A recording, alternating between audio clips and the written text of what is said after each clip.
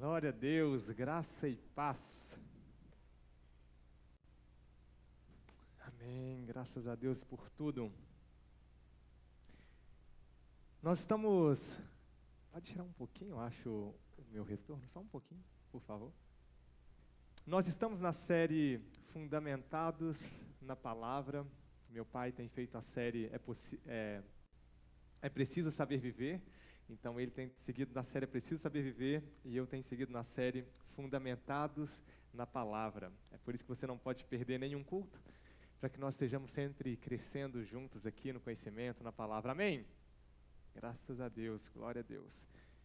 Senhor Deus, nós queremos apresentar o Senhor nesse momento da Palavra também, para que o Senhor possa estar nos conduzindo ao entendimento. Nós cremos que o Senhor é o nosso paracleto, aquele que nos direciona, aquele que nos guia a Tua vontade para nós. Sabemos, Deus, que o Senhor é aquele que nos traz o Teu entendimento. Sabemos, Deus, que o Senhor nos permite, Deus, conhecer a Tua vontade através da intimidade contigo. Obrigado, Jesus. Nós te amamos e nós estamos aqui com o nosso coração pronto para receber a Tua palavra, com a nossa mente aberta para sermos, Deus, confrontados, ao mesmo tempo ensinados pelo Senhor. Em nome de Jesus, amém, amém, glória a Deus. É uma salva de palmas, amém. Quem precisar espreguiçar, dá uma espreguiçada boa, desperta seu corpo. Hoje não é dia de dormir no culto, hoje é dia de você absorver a palavra, de estarem atentos, amém? Glória a Deus, é isso aí. Que o amém seja como o do capitão Marcos ali, ó, com força, como de um soldado, amém? Por favor, Marcos, ensina aí. Aleluia. Glória a Deus. Então hoje, na série Fundamentados na Palavra, nós vamos entender sobre a pessoalidade do Espírito Santo, amém? E nós vamos trazer na mesma linha como nós vemos aprendendo, sempre relacionando o Antigo Testamento com o Novo Testamento. Nós entendemos que o Antigo Testamento apontava para aquilo que viria a acontecer, não é isso? O Antigo Testamento era sombra daquilo que viria, certo, Wesley? Sombra, apontamento. O Antigo Testamento era o nosso tutor, não é isso, Edson? Nosso tutor até o nosso tempo presente. Então, o que esse tutor nos ensinava? O que esse tempo de lei veio nos ensinar, nos apontar? O que nós conseguimos extrair de aprendizado e de revelação? Porque toda a Bíblia entre si, D'Angelo, ela conversa no Antigo e no Novo Testamento. Toda a Bíblia entre si, ela tem referências que apontam e que mostram aquele que viria, que era Cristo, que cumpriria tudo o que era necessário, segundo os profetas e segundo a lei. Não é isso? A lei, ela tinha um propósito. Tudo que se fazia naquele tempo tinha um apontamento. Então, um apontamento profético daquilo que aconteceria com a ceia de Jesus, por exemplo, nós vemos quando nós estudamos o livro de Êxodo. E nós o tempo inteiro estamos relacionando como tudo apontava e conversava entre si. Colossenses 2, 15 e 17. Nós, antes de entrarmos direto ali no nosso assunto, nós precisamos trazer o fundamento, não é isso? Antes de colocar o telhado, você faz o que primeiro? O alicerce, a fundação, depois os pilares e assim por diante. Então vamos construir aqui o nosso fundamento. Por que nós precisamos entender isso? Quando nós entendemos esse fundamento, a pessoalidade, o agir do Espírito Santo de Deus, fundamentar isso na palavra, nós temos mais clareza de quem é o Espírito Santo de Deus. Tudo bem, eu sei que Ele é o próprio Deus, assim como Jesus era o próprio Deus, mas como funciona esse relacionamento? Como funciona esse ser guiado pelo Espírito Santo? Como funciona isso, Wilker? Que a Bíblia fala que o Espírito Santo é o nosso paracleto, ou paracletor, é aquele que nos auxilia, aquele que nos conduz. Como assim? Como assim as pessoas são conduzidas por um Espírito Santo, por Deus? Como que funciona isso? Onde isso está fundamentado na Bíblia? Como eu posso me orientar? E Colossenses 2, 15 e 17 diz assim, Colossenses 2, do 15 ao 17. E depois de ter despojado os poderes e as autoridades, humilhou-os publicamente, quando triunfou sobre eles na cruz. Portanto, não permitam que ninguém os julgue pelo que vocês comem ou bebem, ou com relação a alguma festividade religiosa ou celebração da festa, da lua nova, dos dias de sábado, 17... tudo isso é sombra das coisas, exatamente. Tudo isso é sombra das coisas que estavam por vir. A realidade, porém, encontra-se em Cristo. Entenderam? Tudo isso, todas aquelas celebrações, todos aqueles rudimentos, todas aquelas festas, todos aqueles preceitos, eles tinham um fundamento. Tudo isso era sombra das coisas que estavam por vir. A realidade, porém, encontra-se em Cristo consumado todas as coisas. Hebreus 10:1 diz assim: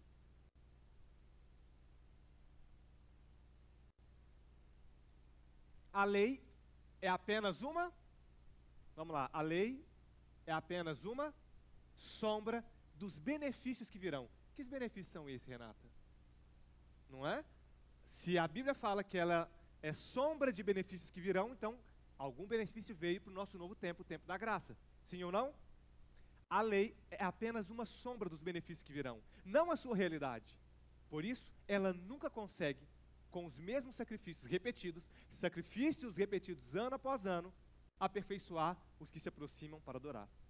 Então nós entendemos aqui que se a gente quer se aproximar de Deus, Val, não é com base em sacrifícios, não é com base em jejuns, não é com base em abluções, batismos, não é com base em qualquer tipo de rudimento. A palavra nos mostra que essa não é a maneira de se aproximar de Deus, e isso não aperfeiçoa a ninguém.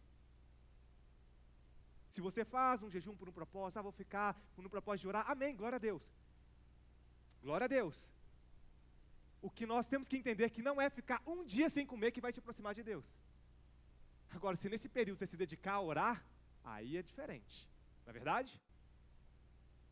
Se não é só jejum para emagrecer, jejum intermitente, você escolhe o nome que você quer dar.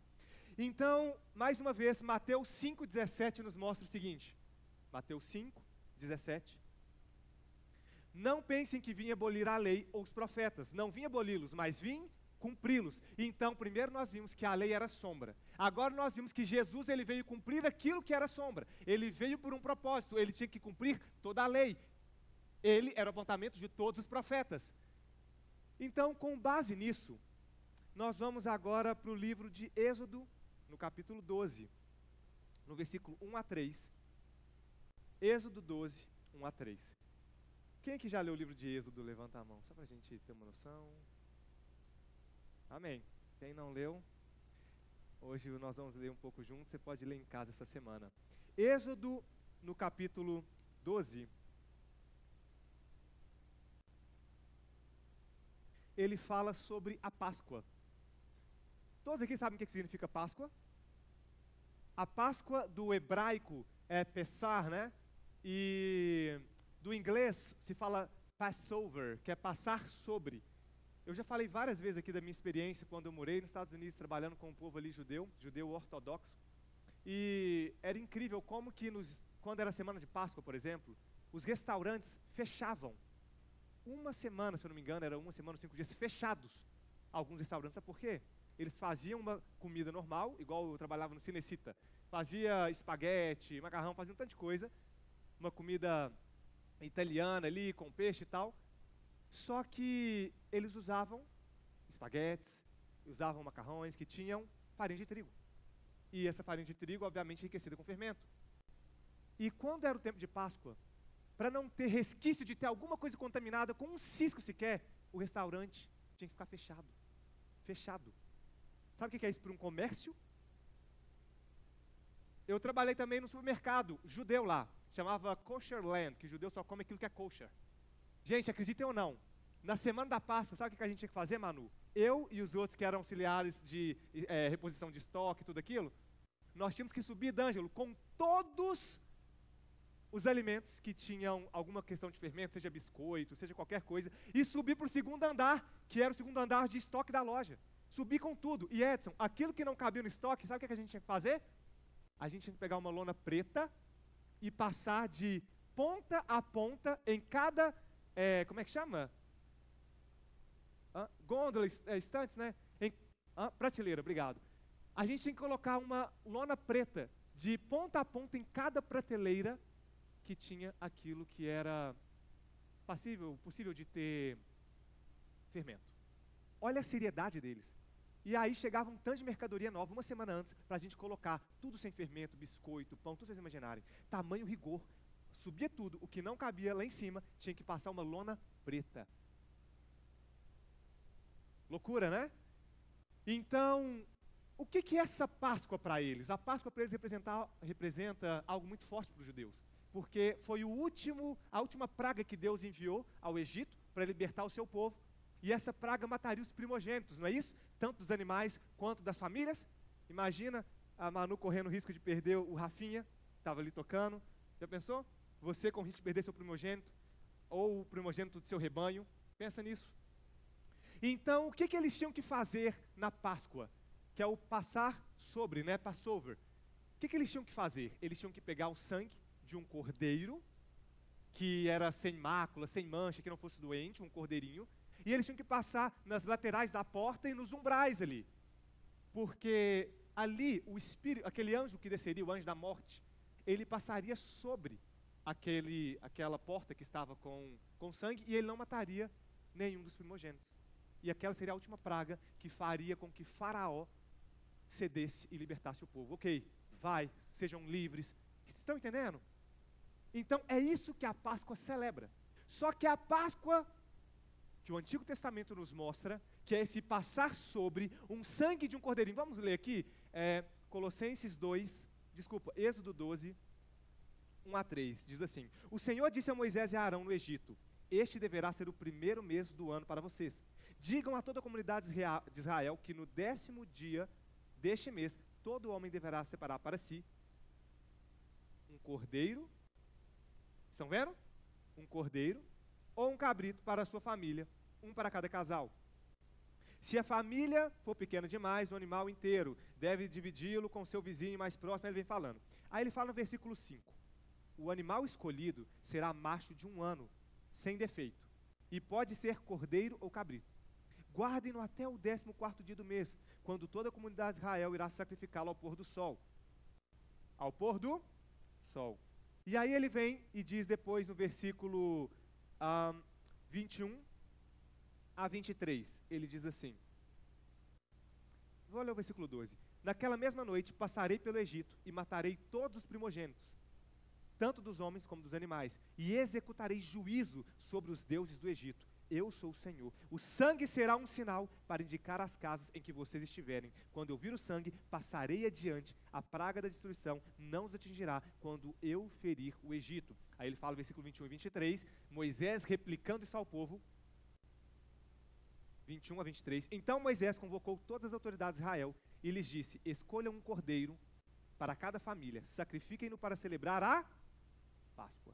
Molhem um feixe de sopo no sangue que estiver na bacia, e passem o sangue na viga superior e nas laterais das portas. Nenhum de vocês poderá sair de casa até o amanhecer. Quando o Senhor passar pela terra para matar os egípcios, verá o sangue na viga superior e nas laterais da porta, e passará sobre aquela porta, e não permitirá que o destruidor entre na casa de vocês para matá-los. Estão entendendo? Então está aqui a porta, o anjo ele via, ele passaria sobre aquela de casa em casa. Passover, Pessar. Entenderam? Essa é a Páscoa que os judeus celebravam e celebram até hoje, e que no Antigo Testamento apontava para a Páscoa que é Jesus, Cristo, a ceia. E então, olha que interessante, Êxodo 12 é a Páscoa original, e Êxodo 12 aponta para a ceia que seria feita com Jesus e seus discípulos. Êxodo 12 representa uma prova de fé. Como assim uma prova de fé? Primeira coisa, você precisava pôr fé num sangue de vamos lá. Você precisava pôr fé no sangue de que, Ariane? De um cordeiro. Um cordeirinho ali que você tinha que tirar, passar. E a fé no sangue daquele cordeiro iria salvar os seus primogênitos e iria logo após te conduzir à libertação do Egito. Sim ou não? Então, ele representa uma prova de fé. Você precisava pôr fé no sangue de um cordeiro. Assim, a salvação para eles, daquela escravidão, de saírem do Egito, era por sua fé em um cordeiro, que não era, no caso, um cordeiro perfeito. Mas hoje, para você, para nós, sermos livres da escravidão do pecado, eles estavam na escravidão braçal do Egito. Hoje, aquilo era uma sombra, apontava para aquilo que acontece hoje. Para você ser livre da escravidão do pecado, você precisa pôr sua fé no sangue de um cordeiro, que é o cordeiro perfeito. Estão entendendo? Você tinha que pôr uma fé num cordeirinho para a sua salvação. Hoje você tem que pôr a fé no Cordeiro Santo, o único cordeiro que expia de todas as vezes o pecado, para que nós sejamos o quê? Livres da lei do pecado, da morte, salvos em Cristo Jesus. Amém? Então, olha o que diz 1 Pedro, capítulo 1, 18 a 19. 1 Pedro, capítulo 1, versículos 18 a 19. Pois sabem que não foi por meio de coisas perecíveis, como a prata e o ouro, que vocês foram redimidos da sua maneira vazia de viver, transmitida por seus antepassados, mas pelo precioso sangue de Cristo, como de um cordeiro sem mancha e sem defeito, conhecido antes da criação do mundo. Uau! Antes da criação do mundo, já tinha um propósito, já estava designado, revelado nesses últimos tempos em favor de vocês. Estão entendendo? Antes era preciso um sangue de um cordeirinho.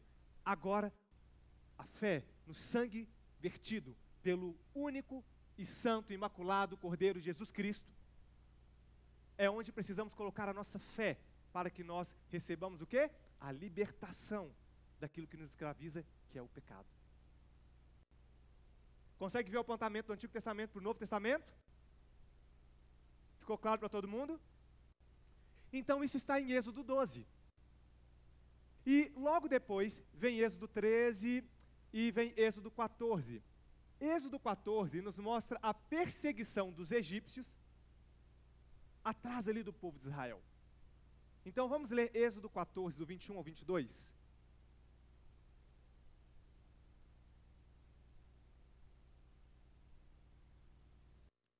Então Moisés estendeu a mão sobre o mar, e o Senhor fez o mar retroceder, e o tornou em terra seca, como um forte vento, leste que soprou toda aquela noite. As águas se dividiram, e os israelitas atravessaram pelo meio do mar em terra seca, tendo uma parede de água à direita e outra à esquerda. Logo após, veio os israelitas com suas carruagens, seus cavalos, suas flechas, suas lanças, para poder fazer o quê? Retomar. Vamos pegar esse povo de novo, eles têm que ser escravos. Eu me arrependi, disse o faraó. Traga eles de volta. E a palavra diz assim, que quando o povo de Israel viu, eles temeram e questionaram Moisés. Por que você fez isso? Você nos tirou do Egito para morrer no deserto? Nós te pedimos, não nos amole, nos deixe aqui. É melhor ser escravo do que morrer no deserto. E aí Moisés fala com o povo, acalmem-se, vocês verão o livramento do Senhor nosso Deus. E então é quando dá ouvido, né, povo de Deus. E aí Deus fala com Moisés, o que você está esperando? Diga ao povo que marchem. Quando eles começam a marchar, as águas se dividem. E o povo tem diante deles uma parede de águas para que eles atravessassem e chegassem ao outro lado. Glória a Deus. O mais interessante disso tudo é que isso também aponta para algo no Novo Testamento. E a minha pergunta para vocês é, como que vocês atravessariam esse Mar Vermelho? Alguns estudos dizem que o ponto onde eles atravessaram podia ter entre 10 a 15 quilômetros. Não era uma travessia como se fosse daqui até o carro do Wesley ali fora, não. Quem aqui já fez um Cooperzinho de pelo menos 5 quilômetros? Me ajuda aí. Aí, ó. Boa, multiplica por 2. Gente, levanta a mão de novo, quem já fez um Cooperzinho de 5 km? Misericórdia. Não, eu quero levantar a mão, pô. Ah, tá, mas quem já fez de 5 ou mais, então? Levanta a mão. Nossa, ainda assim é quase ninguém. Jesus toma conta. Até o G já fez de 12. Gente, palmas pro G aí. O G é o nosso maior atleta aqui da igreja. É, maior não em tamanho, G. Mas o que eu quero dizer? Imagina você atravessando uma coluna, uma parede de água. Como que seria isso, Edson? Já pensou, você andou, você não vê nem o final, 10 a 15 quilômetros. Já pensou nisso, Isaac? Aí já pensou, você está aqui, será que vai desabar esse negócio? Você nunca sabe a hora que aquele negócio vai cair. É ou não é, Zé Vieira? Então, o que você percebe com isso? Eu não sei, né? Vocês também talvez teriam esse medo, tipo assim, um receio. Você está atravessando, você está no meio do negócio e ainda não vê o final, Lucas. E se aquilo cair, meu irmão? Vocês estão entendendo? A vida da fé é assim. O que nós precisamos entender é que nós cremos uma vez para a salvação, mas você crê todos os dias para ter uma vida abundante. Eles tiveram que crer passo após passo que aquela água não ia desmoronar em cima deles. Eles tiveram que passar por aqueles 10, 15 quilômetros até chegar o outro lado, que era ali o lugar que representa o deserto, mas o primeiro ponto de liberdade em relação àqueles egípcios, ou aquilo que os escravizava. Então, essa passagem deles pelo mar nos mostra, nós precisamos crer uma vez para que se abra, mas precisamos todos os dias crer para que nós possamos fazer o quê? Viver uma vida abundante. E ao mesmo tempo, essa passagem deles pelo Mar Vermelho apontava para algo, para o batismo.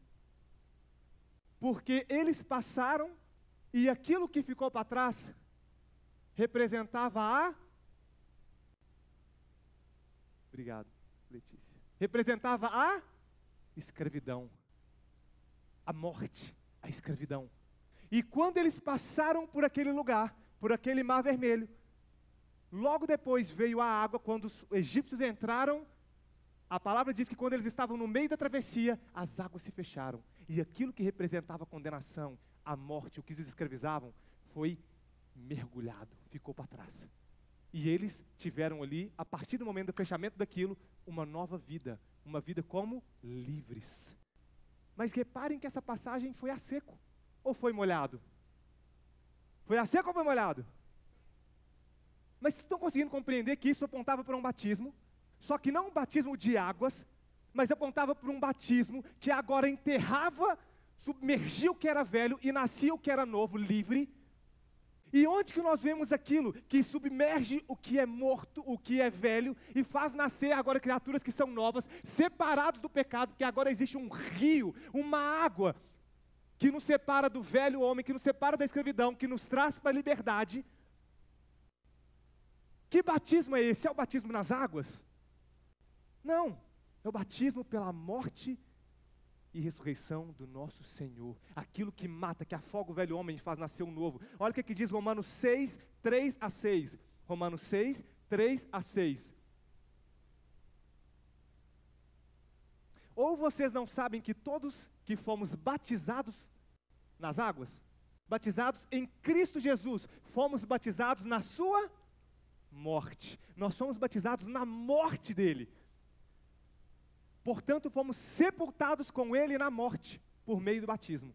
Nós fomos sepultados com ele na morte, por meio do batismo, a fim de que, como Cristo foi ressuscitado dentre os mortos, pela glória do Pai, assim também vivamos uma vida nova.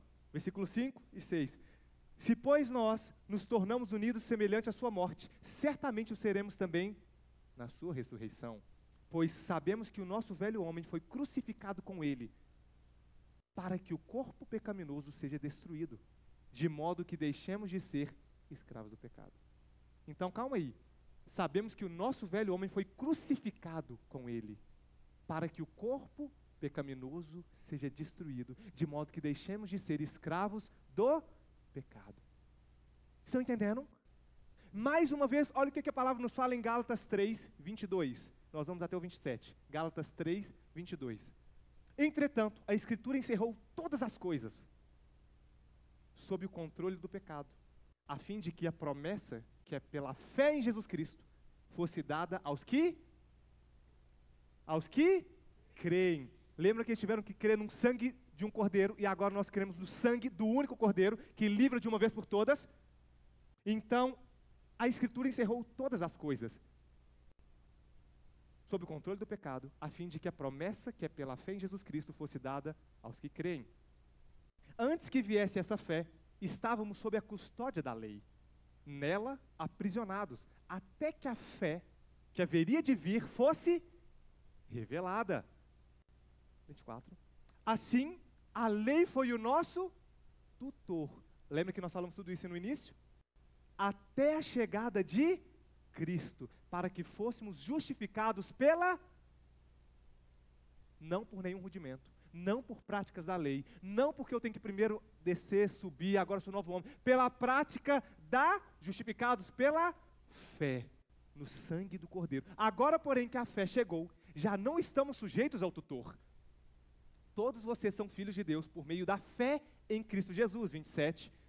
Pois os que em Cristo foram batizados vestiram-se de Cristo. Amém?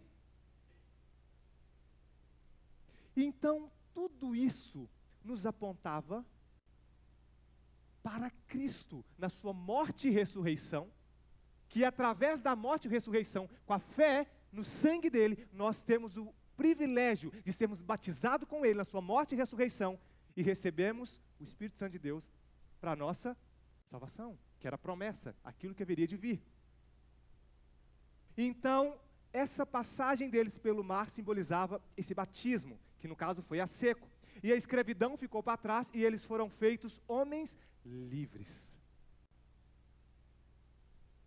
Homens livres. Amém? Então, quando nós passamos por isso, nós chegamos depois em Êxodo 19, nós vamos para Êxodo 19.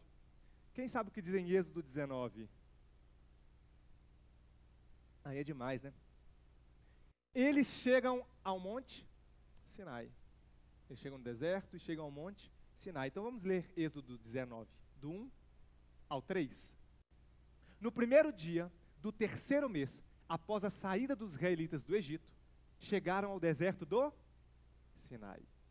Depois de saírem de Refidim, entraram no deserto do Sinai e Israel acampou ali diante do monte. Logo, Moisés subiu ao monte para encontrar-se com Deus. E o Senhor o chamou do monte, dizendo: diga o seguinte aos descendentes de Jacó e declare aos israelitas. E aqui ele começa a falar com o povo, enfim. Então ele fala: vocês viram o que fiz ao Egito e como transportei vocês sobre asas de águias e os trouxe para junto de mim? Estão entendendo? Então Moisés, ele recebe ali os 10 mandamentos no Monte Sinai, sim ou não? E ele escreve os 10 mandamentos sobre tábuas de porcelana? Pedra. Ele escreve os 10 mandamentos sobre tábua de pedra. E esses 10 mandamentos, ele recebe por revelação ali do Senhor para ele, revelação divina, que era a lei mosaica, no qual Deus diz: essa é a minha vontade para o meu povo, para que vocês consigam chegar a ter o que eu tenho para vocês, naquilo que há de vir através de Cristo, vocês têm que ter um tutor, e esse tutor é a lei. Para que vocês não se misturem, se pareçam com esses povos que são pagãos, que sacrificam seus próprios filhos a outros deuses, eu preciso que vocês tenham uma maneira de se conduzir, um tutor chamado lei. E através de Moisés eu vou passar ela para vocês. Ok? E então, nós temos aqui em Êxodo 19, esse apontamento para o Novo Testamento. Mas de que parte eu me refiro quando eu digo do Novo Testamento? Aqui Moisés, ele pratica algo que é um apontamento para aquilo que aconteceria no Novo Testamento. Alguém sabe aonde? Em Atos 2. Alguém consegue ver a relação da lei mosaica, escrito em 10 mandamentos, em tábua de pedra, apontando para aquilo que se dizia, para aquilo que aconteceria em Atos 2? Alguém consegue ver essa relação? E o que isso tem a ver com o nosso tema de hoje? Que Atos 2 é o cumprimento daquilo que foi profetizado, apontado em Êxodo 19. Porém, outrora em tábuas de pedra, mas agora inscrita em nossos corações. A nova aliança, nós como crentes agora da nova aliança, do Novo Testamento, nós temos o Espírito Santo dentro de nós, que não é mais Moisés dizendo: opa, está errado, é para cá, opa, ó, aqui ó, a lei número 327, tal. Não, agora você não tem mais isso apontando sobre você. Você tem um Espírito Santo que te convence de toda a verdade do juízo. Você tem um Espírito Santo de Deus que te impulsiona e que se entristece quando você erra e que fala: você está certo e você está errado. E aí quando ele te fala: você está errado, na sua consciência você tem a certeza de que você tem que ir se retratar com alguém, você tem que ir pedir perdão, você tem que fazer determinado princípio, sim ou não? Não é mais Moisés, não é mais a lei gritando. Agora é o Espírito Santo em nossas vidas. E onde que a Bíblia nos mostra isso? Olha o que a palavra nos mostra em 2 de Coríntios 3, versículo 3. 2 de Coríntios 3, versículo 3. Depois 7 a 8. Vocês demonstraram que são uma carta de Cristo, resultado do nosso ministério. Prestem atenção.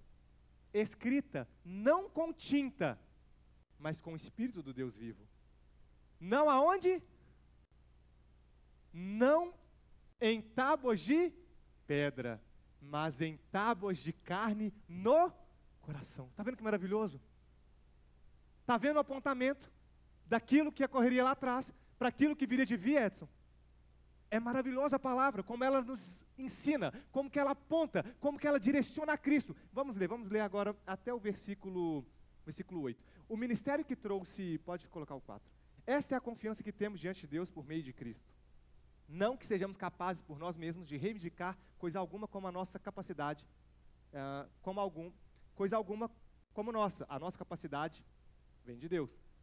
Ele nos capacitou para sermos ministros de uma nova aliança, não da letra, mas do Espírito. Porque a letra mata, mas o Espírito vivifica.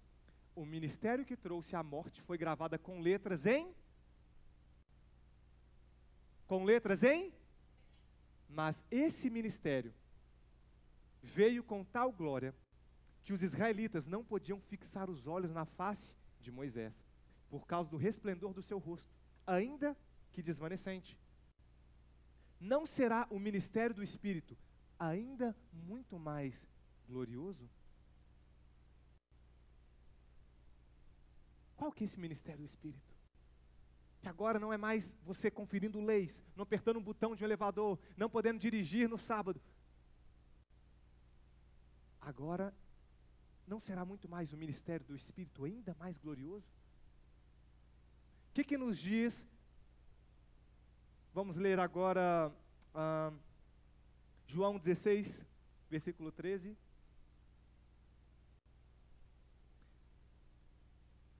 Quando, porém, o Espírito da verdade vier, ele os guiará a toda verdade.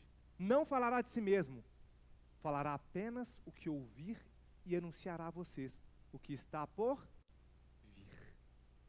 Estão entendendo que agora não é mais a lei mosaica, mas agora inscrita em nossos corações, como Paulo dizia e nos ensinou, e a letra lá atrás nos mostra, através do Espírito Santo de Deus, que conduz a toda verdade. Agora nós não temos mais a lei como um aio, como tutor, mas nós temos o paracleto, que é o auxiliador, que é aquele que é o nosso guia, que é aquele que nos direciona, que é aquele que nos convence do erro, que é aquele que nos leva à vontade de Deus. Está fazendo sentido para vocês? Todo mundo está compreendendo? Então, tudo isso apontava para o dia de Pentecostes.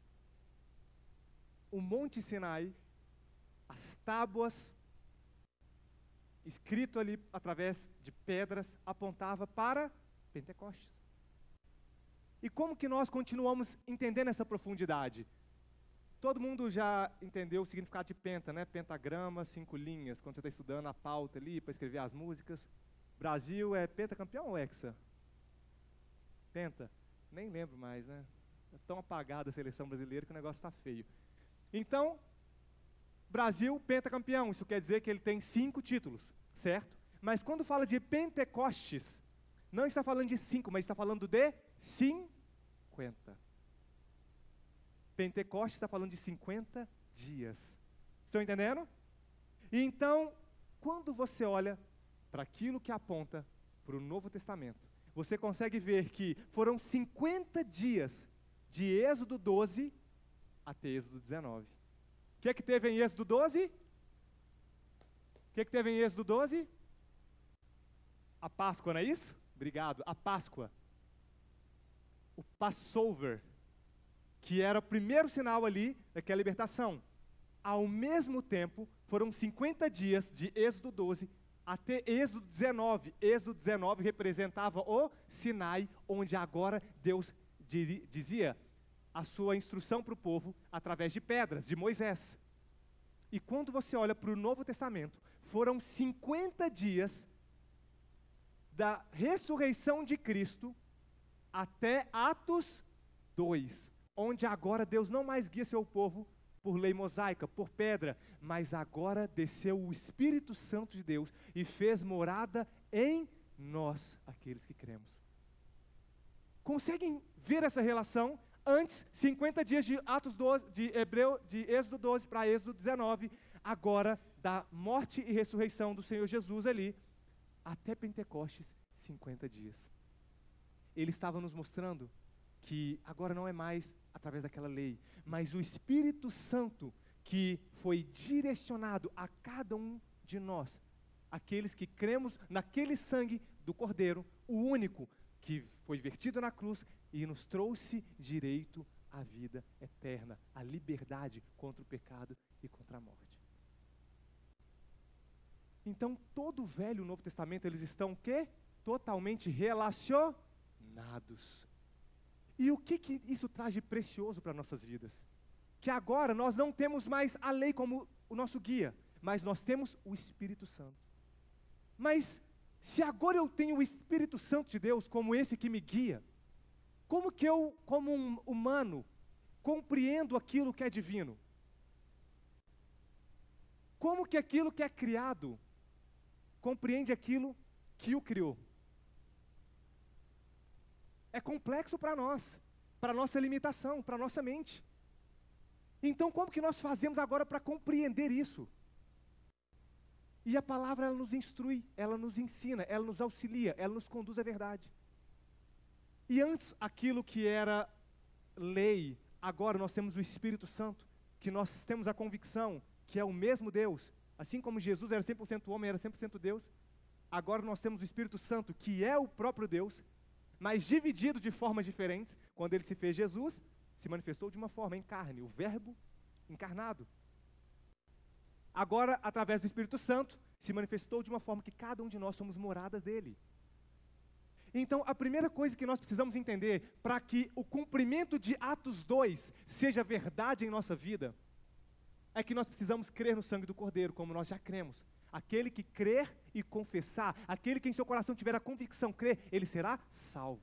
Nós sabemos disso, o próprio ladrão que estava na cruz, ao lado de Jesus, ele nunca relatou a palavra que ele foi batizado, muito pelo contrário, nem sabia quem era Jesus.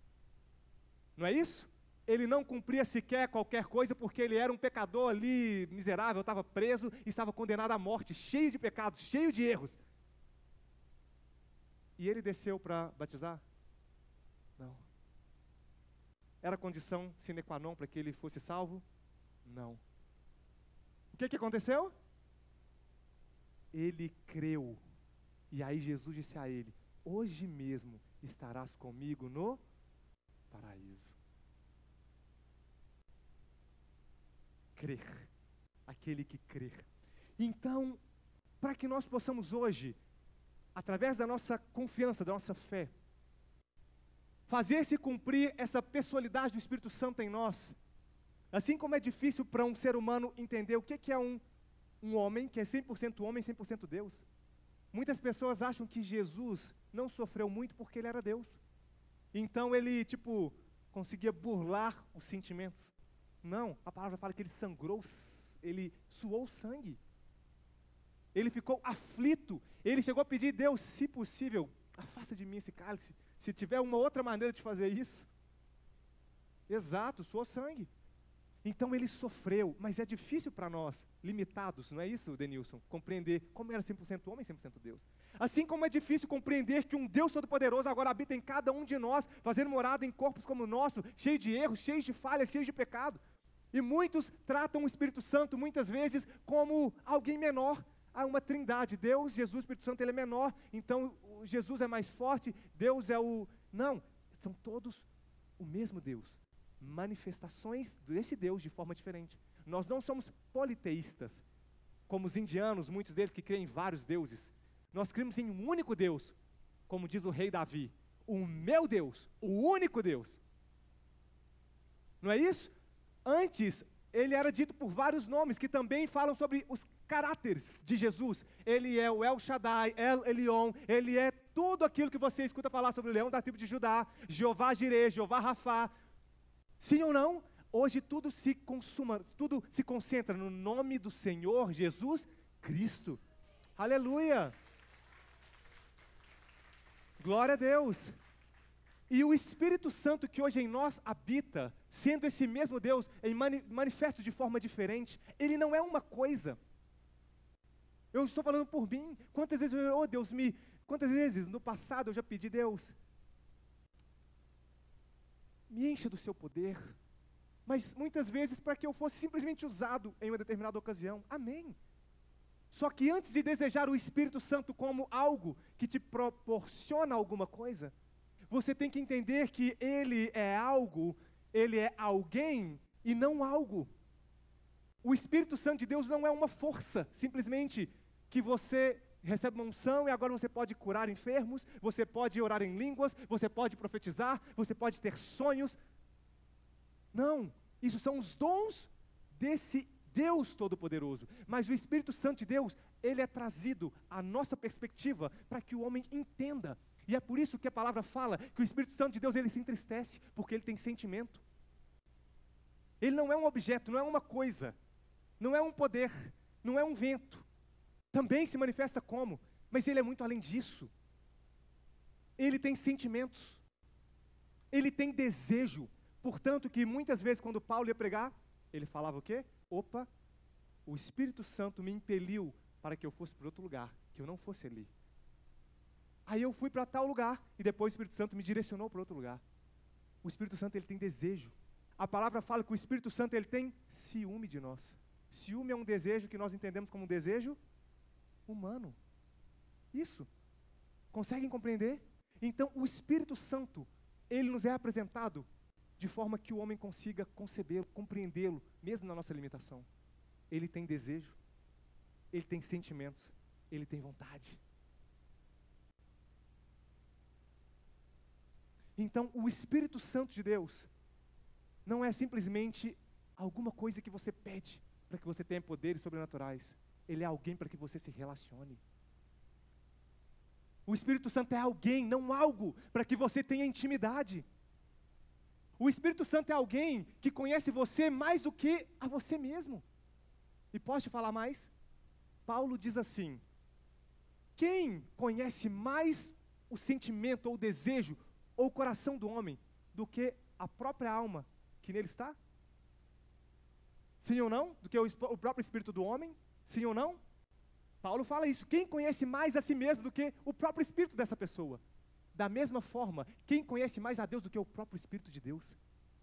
Ou seja, se você quer saber qual a vontade de Deus para você, a real vontade dele para você, você precisa de intimidade com o Espírito Santo de Deus, porque ele conhece a vontade do Pai para você. Ele conhece a vontade de Deus para cada um de nós. Nós entendemos que todo mundo que cria algo com um propósito. Essa bateria foi feita com um propósito. Tem timbres diferentes, tem afinações diferentes que você pode fazer na bateria. Ela foi feita para você tocar por meio percussivo, que é o atrito entre dois corpos. Assim como existem instrumentos totalmente harmônicos, que você não usa da percussão para gerar o som, mas muitas vezes você usa do sopro. Consegue entender? Você usa de outros meios para gerar sons, senão o meio percussivo. Da mesma forma, quando Deus nos criou, Ele criou cada um de nós com um propósito claro e definido. Eu não sou igual a Ariana não é igual ao meu pai, não temos o mesmo... Não. Cada um de nós temos um propósito individual, exclusivo, específico. E quando você se conecta com o Espírito Santo, não entendendo Ele como algo, como agora eu tenho um poder de Deus em mim. Não, você tem um Espírito Santo, Deus vivo, a pessoalidade de Jesus, morando em você, fazendo morada em nós. E quando nós temos intimidade com Ele, e perguntamos e procuramos saber dEle, a vontade dEle para nós, quem conhece o homem mais do que o próprio Espírito do homem? Quem conhece a Deus mais do que o próprio Espírito de Deus? Ele conduz você à vontade do Pai, porque Ele está no Pai, Ele é o Pai. E Ele nos conduz à vontade do Pai para cada um de nós, criaturas formadas por Ele. E isso é tão importante nós entendermos e termos esse fundamento, fundamentados na palavra, que o Espírito Santo não é menor, que o Espírito Santo não é alguém que fica ali como um sofredor do seu lado, não, mas ele se entristece pela sua frieza espiritual, ele se entristece por você muitas vezes colocar outras coisas em primeiro lugar, e Deus não negocia a primazia. Então nós precisamos ter intimidade, nós precisamos voltar ao primeiro amor, assim como você cultiva as suas amizades aqui, com seus amigos e amigas, assim como você cultiva seus relacionamentos com o namorado, esposa, noivo, você precisa cultivar seu relacionamento com o Espírito Santo de Deus. Você precisa entender qual que é a vontade dEle para a sua vida. Muito além de buscar o poder que Ele pode te dar, você precisa buscar dEle, a vontade dEle para você, conhecê-lo mais e mais. A nossa resposta está impressa no próprio DNA de Deus, porque nós somos criatura deles, nós saímos dele, nós somos feitos por suas mãos, nós temos o toque de vida em nossa vida. Então, ou nós nos relacionamos com aquele que nos criou, com a nossa matriz, com aquele que realmente nos fez, ou nós seremos simplesmente religiosos, que temos um tanto de crenças, seguimos princípios, mas não temos relacionamento. Vida cristã sem relacionamento não é fé, é religiosidade. Vida cristã sem relacionamento não é fé, é religiosidade. Amém? Se coloque de pé. Aleluia.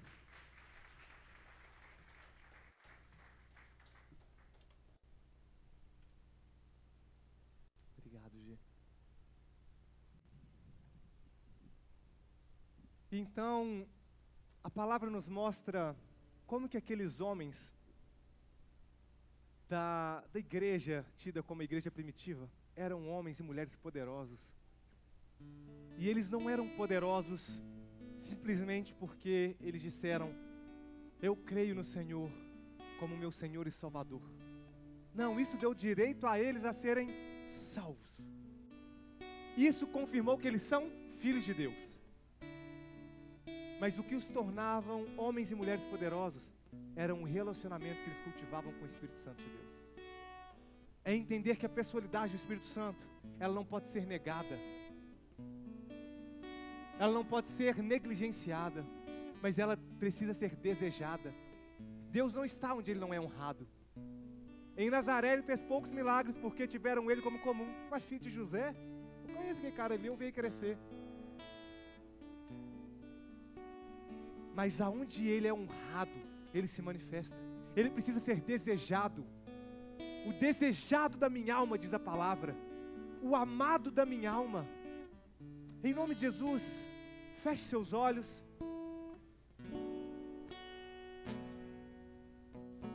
A palavra fala que quando nós cremos em Deus como nosso Senhor e Salvador e confessamos, nós somos feitos morada do Deus Altíssimo. E nós nos tornamos uma nova criatura.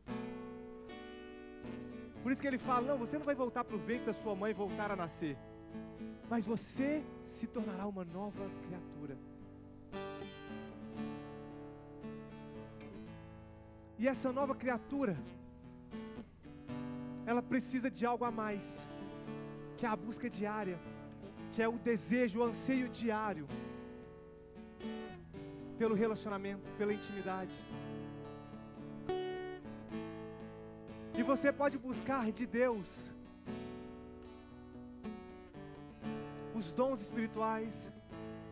Você pode buscar de Deus o que a Bíblia chama de batismo no Espírito Santo, através ali dos dons de línguas.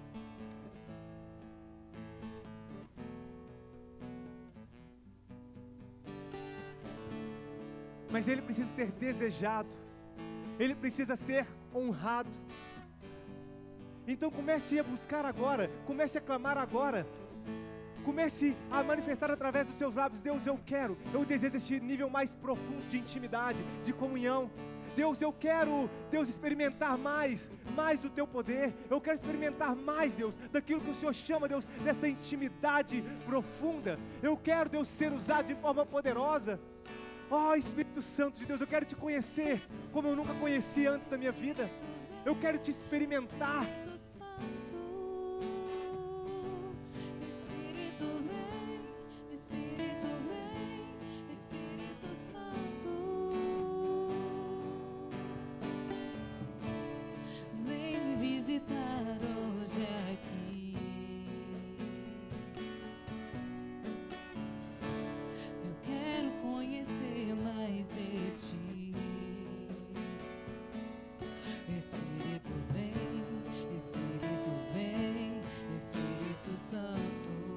Você entenda, esse Espírito vem como manifestação dele em sua vida, porque você já é morada dele.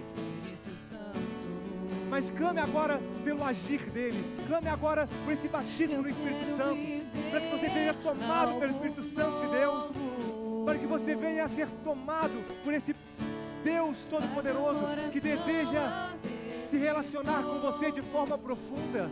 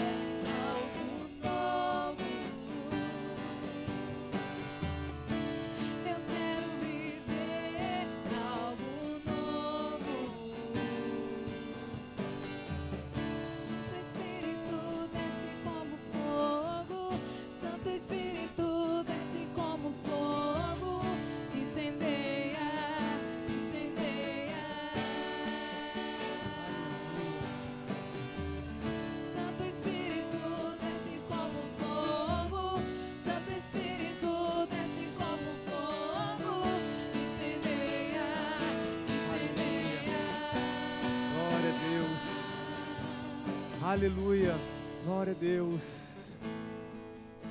Olha, nós precisamos ser uma igreja cheia do Espírito Santo de Deus. Nós precisamos entrar para o nosso quarto e buscar a intimidade com o Senhor. Nós precisamos ler a palavra, porque à medida que nós lemos, os nossos olhos são iluminados. Nós precisamos olhar para o nosso Criador, colocando no lugar que lhe é devido, o lugar de honra, no primeiro lugar do seu dia, no primeiro momento da sua manhã. Nós precisamos chegar aqui na igreja e nós temos o dever de transbordar na vida dos nossos irmãos. Você recebe, mas você também tem o dever de transbordar. Então eu quero fazer um convite para que você retome a sua vida de oração, para que você venha nos cultos de intercessão às terças-feiras, para que você volte a ler a Bíblia, que seja um capítulo por dia. Mas quantos aqui ficam às vezes um mês sem ler a Bíblia, só ler na igreja? Quantos não ensinam às vezes em casa, pega a palavra e ensina os filhos, lê a palavra com os filhos? Se nós desejamos ser uma igreja poderosa, nós precisamos de relacionamento com Deus. A igreja é importante, mas você não precisa só da igreja, meu irmão. Você precisa de relacionamento com Deus. A vida da fé se vive no corpo como igreja, mas é além disso. É vida de intimidade, é vida de relacionamento, é vida de busca, é negação de si mesmo, é disciplina.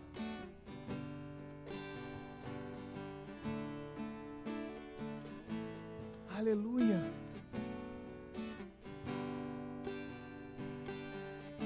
Obrigado, Senhor. Obrigado. Obrigado por essa noite, nós te agradecemos. Nós queremos dizer que nós te honramos, Senhor. Senhor Jesus, que o Senhor possa, a cada um de nós, Pai, nos fazermos homens e mulheres experimentados no Senhor. Senhor Jesus, derrame mais a tua unção sobre nós, que haja o desejo ardente no coração de cada um, e mesmo sem o desejo, que possa haver a busca, Pai. Nós não vivemos pelo que sentimos, nós vivemos pelo que cremos. Ó Deus, que haja no coração de cada um essa noite, Deus, o arder do teu Espírito Santo, Pai. Ó Deus, o desejo novamente pela tua palavra, o desejo, Deus, pela intimidade, o desejo pelos dons, o desejo por servir os nossos irmãos, o desejo, Deus, por te amar acima de todas as coisas, o desejo de servir na tua casa. Em nome de Jesus, Pai, o Senhor é bem-vindo aqui, Jesus. O Senhor é bem-vindo aqui. Espírito Santo de Deus, nós te honramos, nós lhe damos o lugar que lhe é devido, a primazia, o reconhecimento que o Senhor é o único Deus. Nós precisamos de Ti, Pai. Em nome de Jesus, acendam as luzes, por favor.